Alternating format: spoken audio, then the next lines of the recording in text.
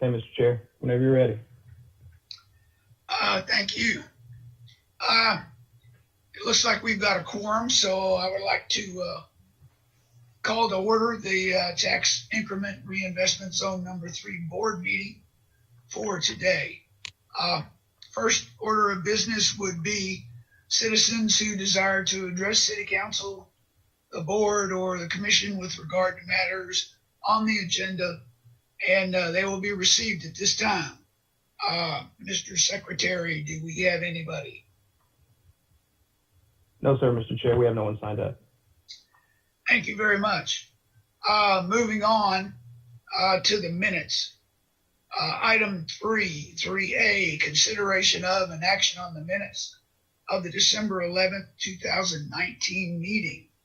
Do either you, Courtney, or Stuart need any additional time? No. Need any additional time to look at the minutes? Or are you ready to vote? This is Courtney, ready to vote. Thank you, and welcome, Courtney, by the way. Thank you so much. I really appreciate it. Yes. All right, can I get a motion in a second? Move to approve. Can I get a second from you, Courtney? Second, Courtney Rose. Okay, so let's have a roll call vote. Stuart? Aye. Courtney? Aye. Myself is an aye.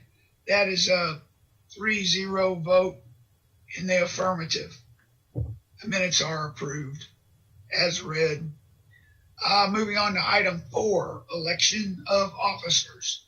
Consideration of and action on election of a vice chairman, a secretary, and other officers as deemed necessary.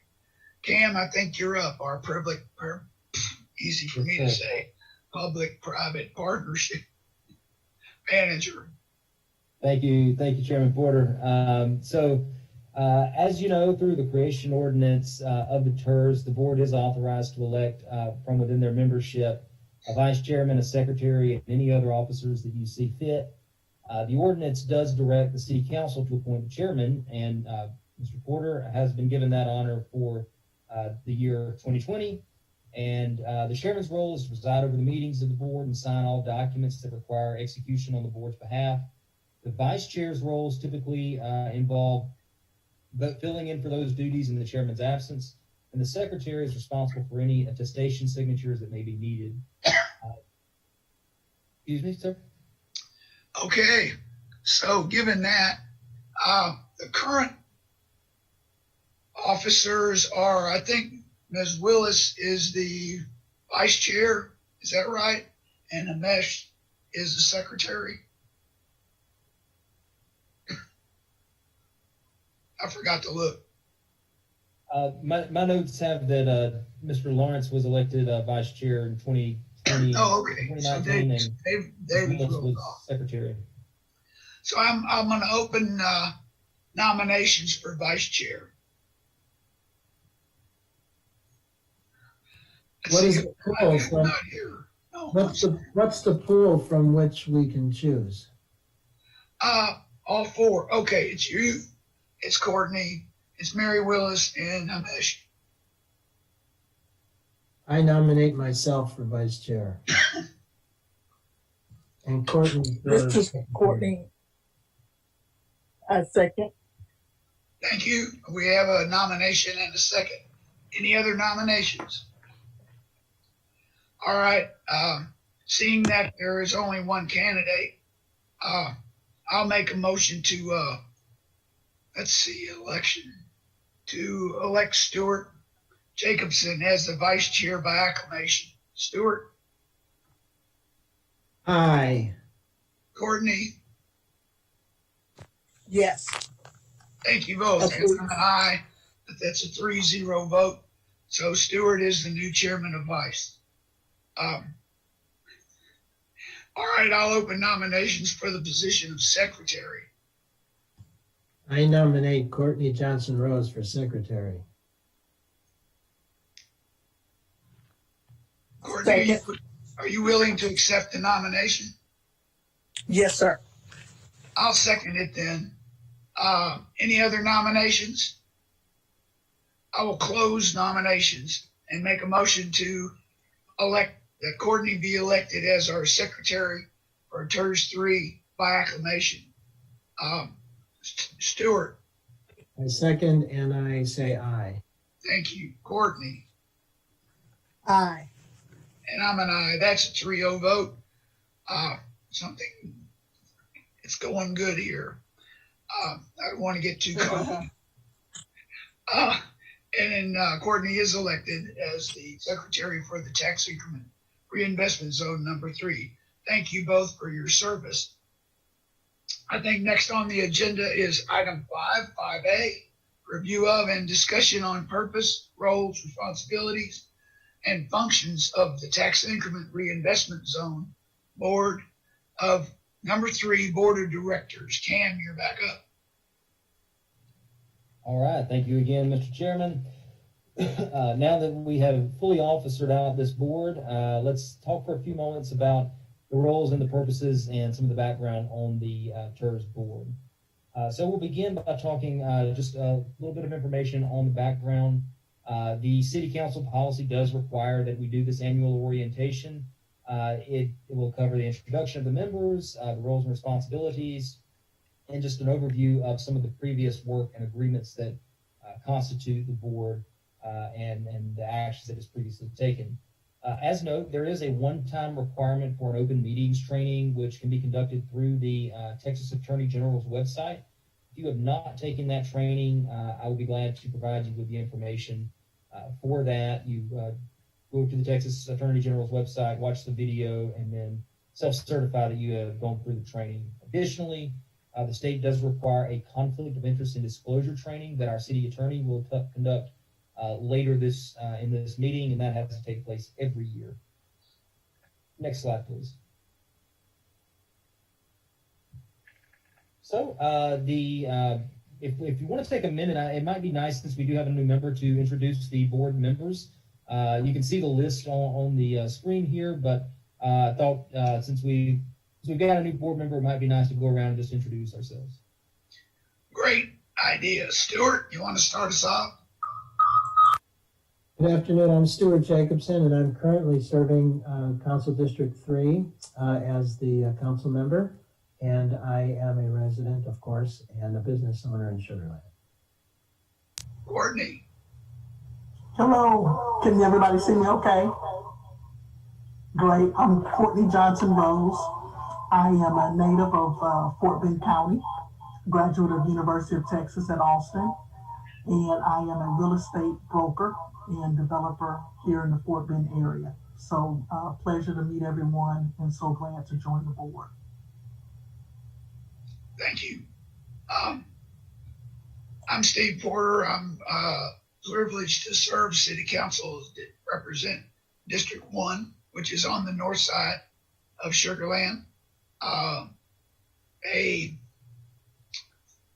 almost 40-year resident, and looking forward to retiring from City Council next May. Ken. Yes, sir. We're glad to take it back over from here. Now, why don't you introduce yourself briefly to Courtney? Oh, gladly. So my name is Cam Yurdy. I am the Public-Private Partnerships Manager, or P3 Manager, here for the city. I work in the Economic Development Department. I'm a transplant from the state of Georgia, but glad to be here in Texas, going on almost 15 months now, so getting the hang of it. We're glad to be here. He's doing a good job, too. Meredith. Good afternoon. I'm Meredith Reedy. I'm the city attorney. Brief and to the point. So you can't bill me for that. Jennifer. Thank you. Good afternoon. I'm Jennifer Brown. I'm the Director of Finance for the City of Sugar Land, and I oversee the management of the board's finances. Jennifer number 2, Miss May. I'm Jennifer May, Assistant City Manager for the City of Sugar Land, and have the privilege of working with a number of departments, including economic development. And if you have any trouble figuring out the interlocking agreements and all these boards. Jennifer May is the one to talk to. I don't know about that, but I'm happy to help look for answers when y'all have questions. You got Thomas hiding behind a picture of the City Hall. You want to introduce yourself? There he is. Good afternoon. My name is Thomas Harris. I'm the city secretary and the host of your meeting today. So hope you guys are connected okay and hear everything okay. Thank you. And I think you're going to hear from the rest of the crew shortly, and I'll ask them to just introduce themselves briefly before they start their part of the presentation. All right, orientation, back to Ken. Nice recommendation, Ken. Oh, glad we were able to take that opportunity. So, some more background. The TIRZ zone, TIRZ number 3 was established in 2009, or excuse me, forgive me. We did adopt rules and procedures for TIRZ 3 in 2009 that provide clarity on the administrative and operational procedures for this board. And there are a number of items that regulate how we operate as a board. Next slide. You'll see on your screen, that's actually showing up very nicely, a map of the zone, of the TIRZ zone. You can see that it extends along Highway 6 and covers most of the what is considered Tract 3 property between north of Highway 90A and east of Highway 6. And it also includes the historic Imperial Sugar Refinery property at the bottom right-hand corner. Next slide. There's some background on the TIRZ itself. It was created in December of 2007. It established almost an 840-acre zone that has a 5-member board, initially set to expire in December 2038. At that time, the city was the only participant, but they did reserve, in anticipation of the county joining, a position was reserved for the county, which they were later able to fill when they fully joined the TIRZ. The city agreed to participate at 50% of our property tax increment above the base value and 1/2 cent of the city's 2 cent sales and use tax revenues that are generated in the Imperial Tract. Next slide, please. Additionally, modifications were made to the ordinance in 2013, which extended the zone's expiration date to 2042 and allowed for and adopted a final project plan for the TIRZ. One of the requirements of the TIRZ is to have a project plan. In July of 2013, the county was fully joined and restored their right to appoint a representative to the 5-member board. And we're glad to have Ms. Rose on this afternoon with us as the county's representative. And in August of 2016, an amended final project plan was passed, which aligned with with provisions of the revised development agreement, which we'll talk about in just a moment. It also made some clarifications on what portion of sales tax was going to be contributed to the TIRZ. Next slide, please. Again, Fort Bend County agreed to participate in 2013. They are contributing 50% of their real property taxes above the base value, which you'll notice is higher than the city's base value because of the time at which they joined. And there was a provision included in the county's participation that says that the county's increment cannot be used for ballpark parking repayment, which our finance staff has done a great job of making sure that that provision is abided by at all times. Next slide, please.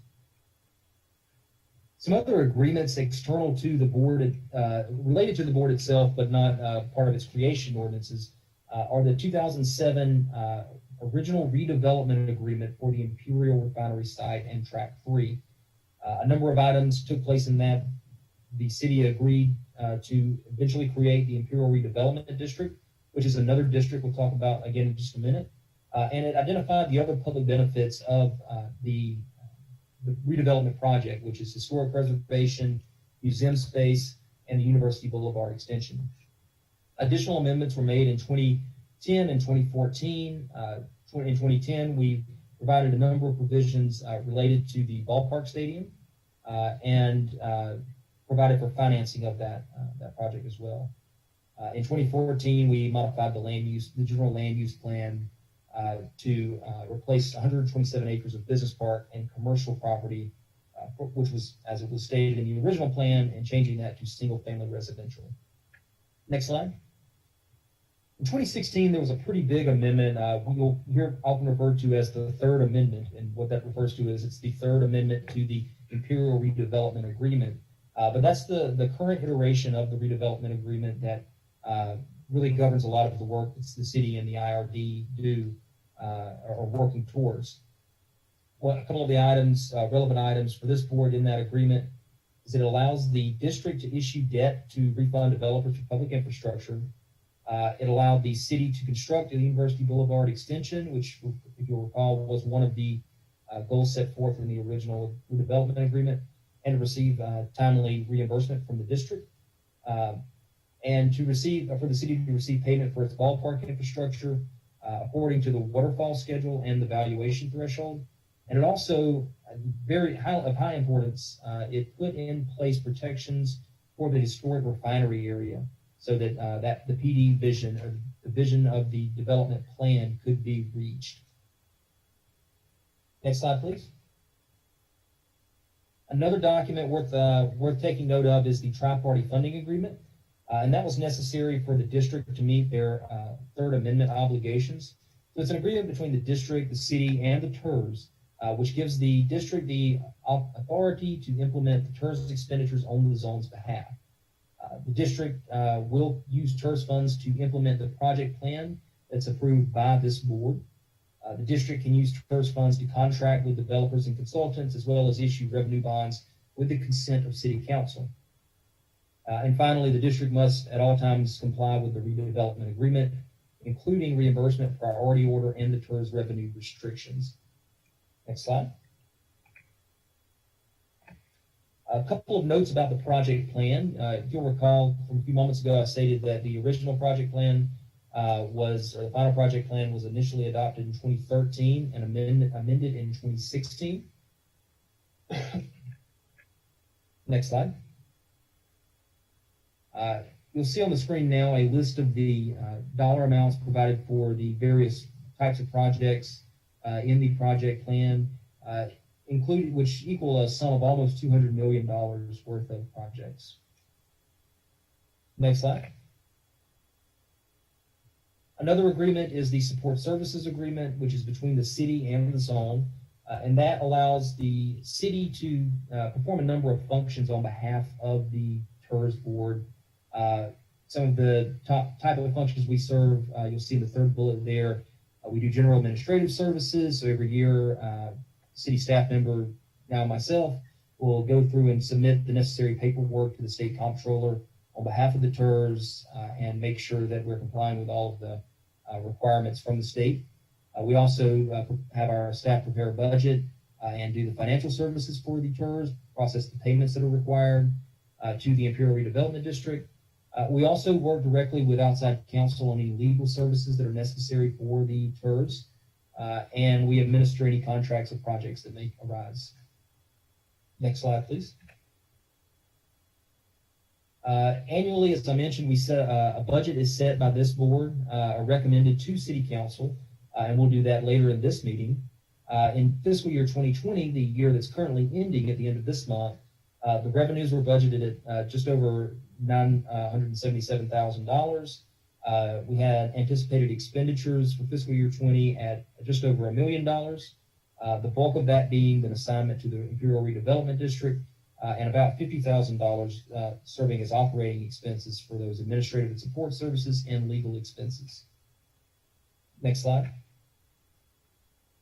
As I mentioned also a moment ago, we do this board is responsible for submitting an annual report to the state comptroller, and we typically cover that information at the December meeting, but it includes a lot of the information that the state likes to collect about all of the TIRZs across the state, so that it's understanding how the TIRZs are using their funds to ensure openness, that the city or the entity responsible for the TIRZ, in our case the city, is communicating that information to the other local governments that participate.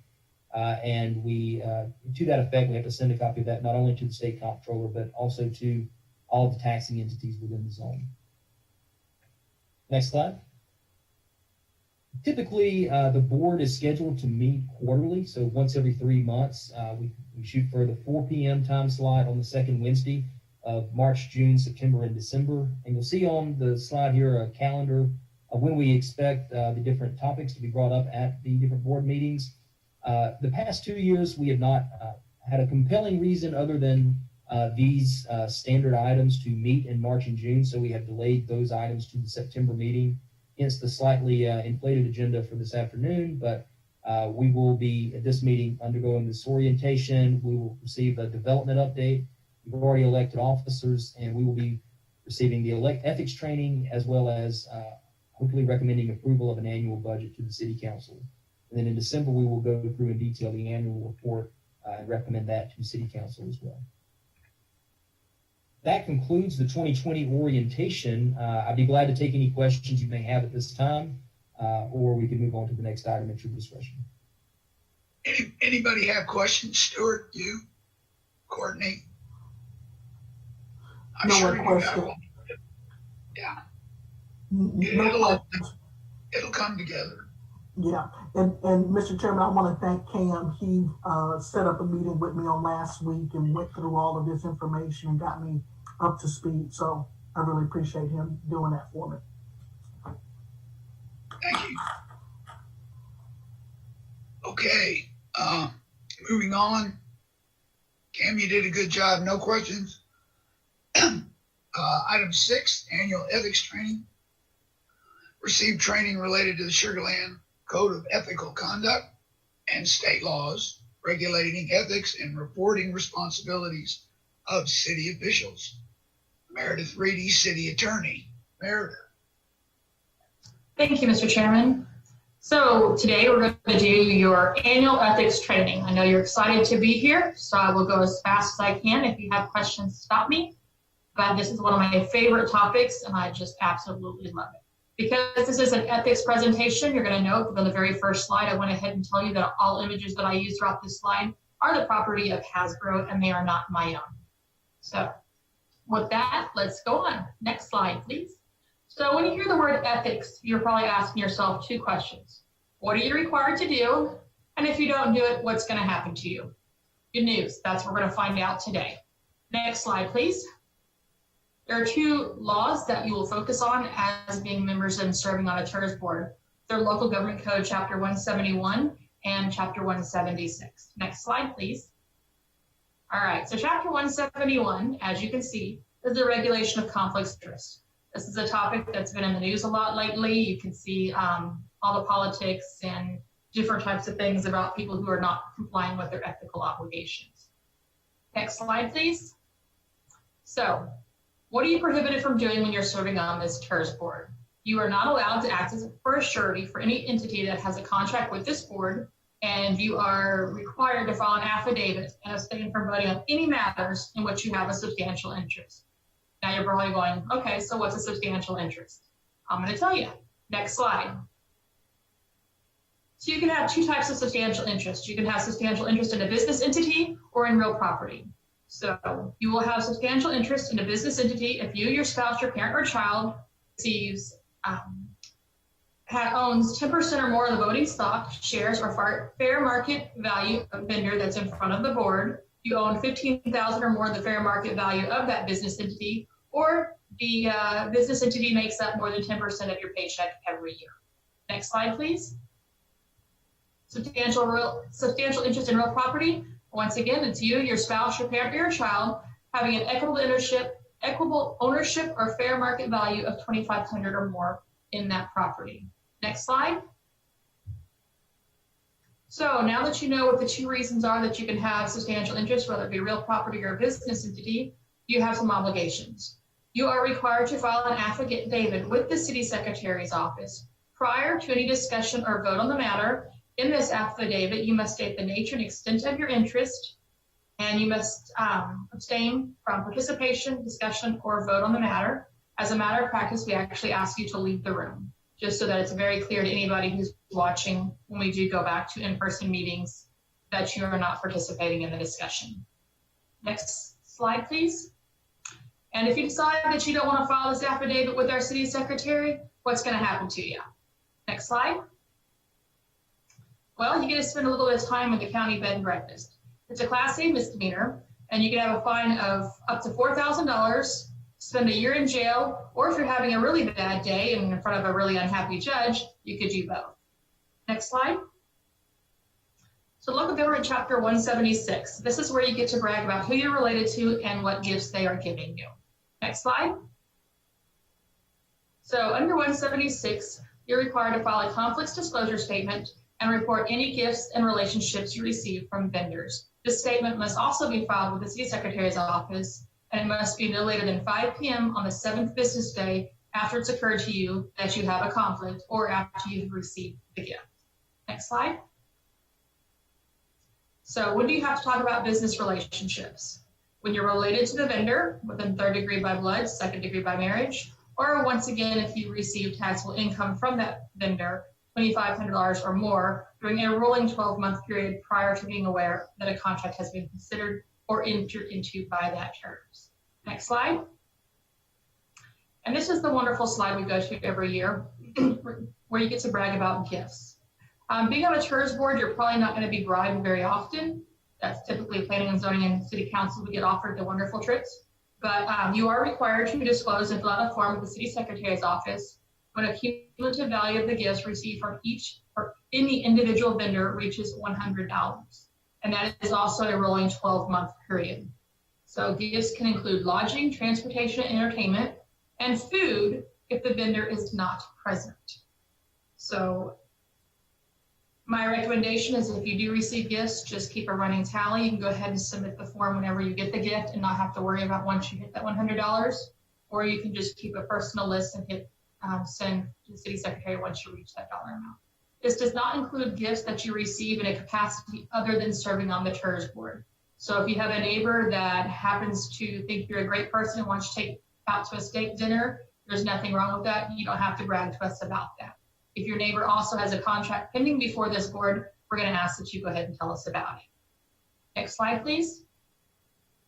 And if you don't want to comply with that chapter, what's going to happen? It's a Class C misdemeanor, and the contract could be declared void. That is only going to be declared void in the event that your vote was the deciding vote. So if everybody shows up for the meeting and everybody votes for the contract will not be void because your vote was not the deciding vote. Next slide, please. There you have it, your annual ethics training. Do you have any questions for me?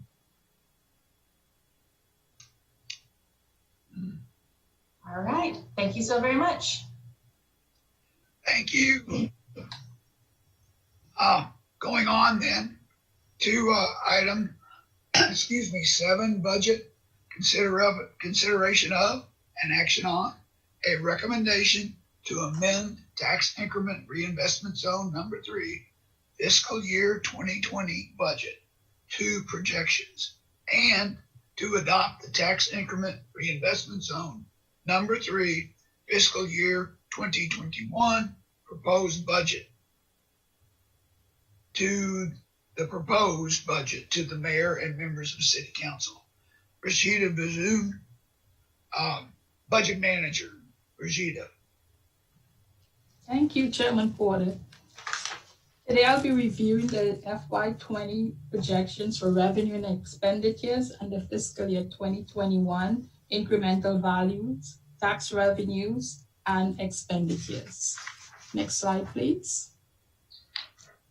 FY20 revenue projections total $965,642, which is $11,575 less than budget. Next, please. FY20 expenditure projection total $995,873, which is $11,344 less than budget. The 2016 tri-party agreement assigns 98% of TIRZ revenues to the Imperial Redevelopment District to support debt for infrastructure, while 2% is retained for administrative costs. Next slide, please. The projected ending fund balance for FY20 is $7,784, a decrease of $231 when compared to the budget. Next slide, please.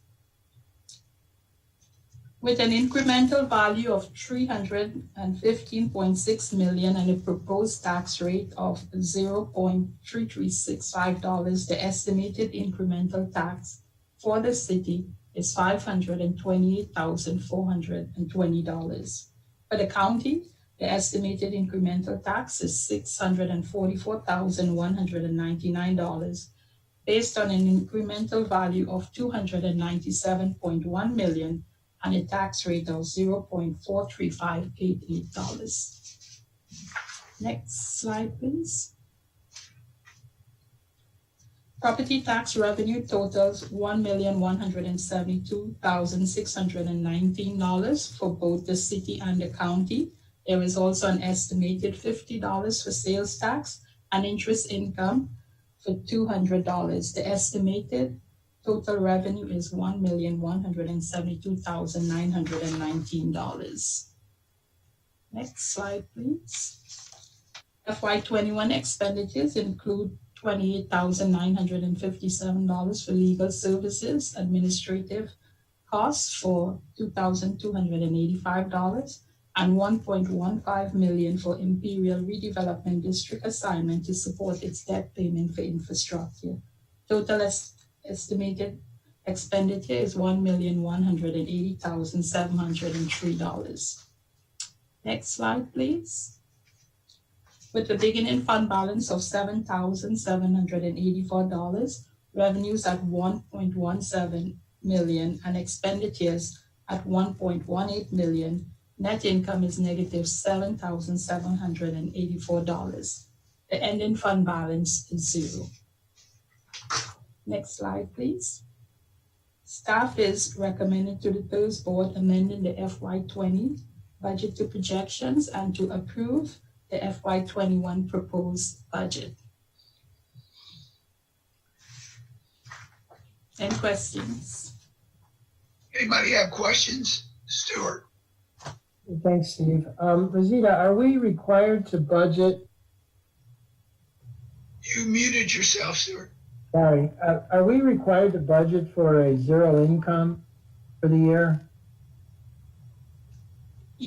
Yes, we really don't have a fund balance policy for this fund, so we can keep it at $0. Okay. But most likely that will not be the case. Remember, this is just an estimated revenue and expenditure budget. So we could have more revenues coming in, maybe in interest income, and I don't think we would be at If I can $0. jump in there on this, the agreement that we have with the Imperial Redevelopment District is that 98% of the total revenues go to the district, and the TIRZ retains 2% for administrative. So right now that 2% with the drawdown of the fund balance that we have budgeted in 21 is just covering the costs. At some point that 2% will probably exceed what we need to cover it, and we'll start to build the fund balance. We're just not there yet. So we had an initial pot of money that we were using to draw down over the last couple of years. And so that's where you see us drawing that down for the last bit of that in 21. Okay, thank you both. Thanks, Jennifer. I'd like to make a note on the minutes that Director Willis has joined us. Thank you, Mary. You're muted at this point. Can you unmute yourself? Okay. Yes. Sorry. I apologize. I'm in the middle of a move, and I was at the old house with no internet and had to run back over here to hop on. Sorry. Uh-oh. The best laid plans. Well, thank you for joining us. We are just finishing the budget. Did you have any questions about it? I feel like I need to just look back over everything, but I trust you guys and the city that y'all have asked the right questions. We have David Lawrence has moved off as the county's representative, and he has been replaced by Courtney Johnson Rose, who is on the call today. So she's new. Hi, Courtney. Hello, Mary. Nice to meet you virtually. Nice to meet you. I know I'm making a great first impression. It is A-OK. Nice to meet you also. So I need a motion to recommend to amend the zone fiscal year 2020 budget to projections and to adopt the zone year 2021 proposed budget to the mayor and members of city council. Can we let our new secretary go ahead and make the motion? So moved to approve the budget.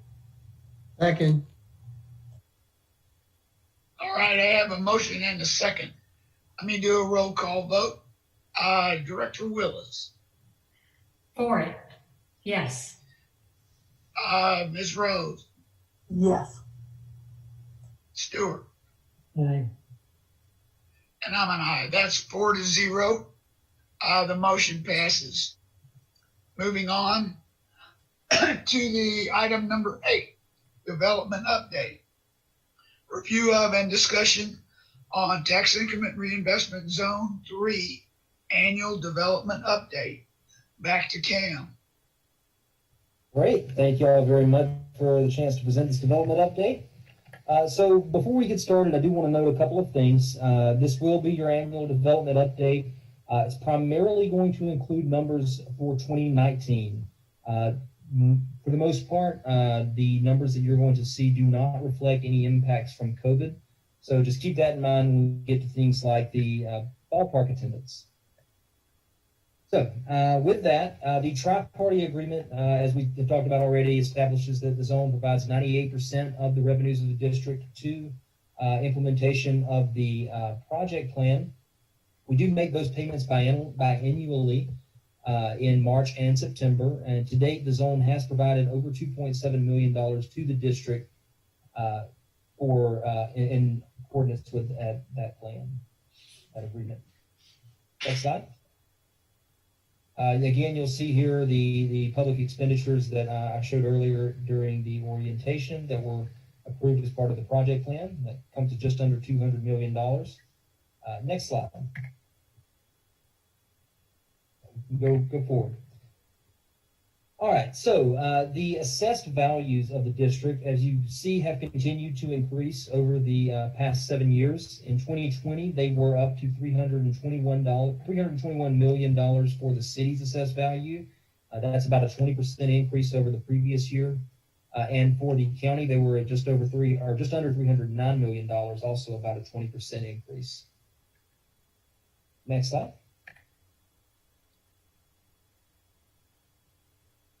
So a couple of metrics, again, primarily for 2019 that are about to be shown. The first is for the attendance at the Constellation Field.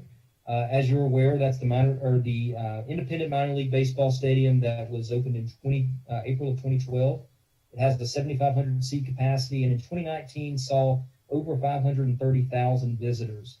That again has continued to increase since 2017. We had about 450,000 attendees in 2017, past 500,000 in 2018, and again have increased to 530,000 in 2019. I do not have those numbers for 2020, but needless to say, with the change to the season and the COVID requirements, they will be lower, significantly lower than what we have seen over the past few years. Next slide. Another investment that the TIRZ has a stake in is the South Stadium Drive road project. That is 4 lanes with a bridge over Oyster Creek and the Union Pacific rail line. There are some increased lighting fixtures and whatnot above and below for the trails. It fulfills the long-planned Bernie Road bypass, and in 2019 we saw just over 4,000 vehicles per day, which is similar to the numbers that we saw in 2018. So consistent amount of traffic being used using that roadway. Next slide. Regarding the residential development that's taken place in the TIRZ, in 2020, we did not see any additional single-family lots platted or sold from the developer. Do not have any numbers on any lots that changed hands between private sellers. But the home construction did continue. We had 103 homes constructed, and we had 71 additional homes occupied over the year. Next slide, please. The visitor center, located in the what was previously called the container warehouse. Of note, that building did change hands in 2020. In March 2020, the city executed its option under our existing lease with the Imperial Redevelopment District. We acquired the container warehouse building, which includes not only the visitor center, but also the Heritage Museum and the Fort Bend Children's Discovery Center. The visitor center opened in December of, it had a grand opening in January of 2018 in conjunction with the Heritage Museum. And we've had almost 10,000 people visit the visitor center since the grand opening, with just over 4,000 of those being in 2019. Now, the visitor center was closed to public traffic in March due to COVID, and it remains so at this point in time. Next slide. The Heritage Foundation is, as I mentioned, also within the container warehouse building, and it opened alongside the visitor center. Prior to the grand opening, the Heritage Foundation had worked to obtain donations and exhibits for its museum, including a computerized timeline of the history of Sugar Land. They have also continued to plan for future exhibits, estimated to cost around $3 million. And one of the keynote exhibits from 2019 was the Dia de los Muertos exhibit that took place last October and November. You'll see a picture on the slide there from that event that was well received. And Visit Sugar Land, a function of the city, did provide some sponsorship for that event. Next slide. The final entity that is housed in the container warehouse building is the Fort Bend Children's Discovery Center. That opened back in May of 2016, and in 2019, this is calendar year 2019, they saw over 116,000 visitors. So continuing to be a big draw to the area. Next slide. These last couple slides are just an overview of the Imperial Market development, which is the development that has been proposed for the area that covers the historic sugar refinery property, former sugar refinery property. Just to refresh you on this project, it was approved as part of an initial PD was approved for the redevelopment of that 27-acre site back in 2015. We continue at the city level to renew the building permits for the construction components of that. And the development plans do include at least 250,000 square foot of retail, 100,000 square foot of office, and a redevelopment of the Char House building. Next slide.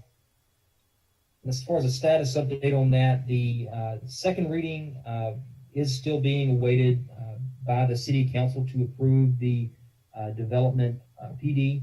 We're waiting on the negotiations between regarding the development agreement to address final financing gaps for that project before we proceed with the second reading of the ordinance, which would allow construction. We do continue at the city staff level, we do continue to have conversations with the developer and the property owner, primarily to just maintain communication and be ready to support that project when it's time to move forward. Next slide. I believe that is all I have for you all today, but at this point, I'll be glad to answer any questions y'all may have regarding the development update. You can. Do anybody have any questions? Well, again, excellent presentation. Thank you very much. Appreciate all the staff that was here today, helping making sure this ran successfully. If without anything else on the agenda, let me make sure I don't have another page here. I do not. So I'll take a motion to adjourn, please. I have, can you hear me or do I need to unmute? No, we can hear you. Okay, since I am moving from District 1 to District 2, I was living in Sugar Mill. We're moving into Sugar Lakes. So I'm in District 2 now. Does that mean I need to jump off this board? No, I ma'am. No, but I'll let That's not, Meredith. okay. I didn't know if it was because I lived in District 1 that I was on that. As long as you're a resident of the city and you're a city appointee, you're fine. Oh, okay, okay. Mary, Yes. as long as you're in transition, you might want to consider a complete upgrade to District 3.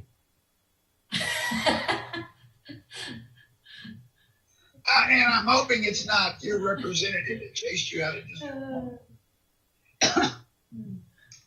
Well, sorry to lose you.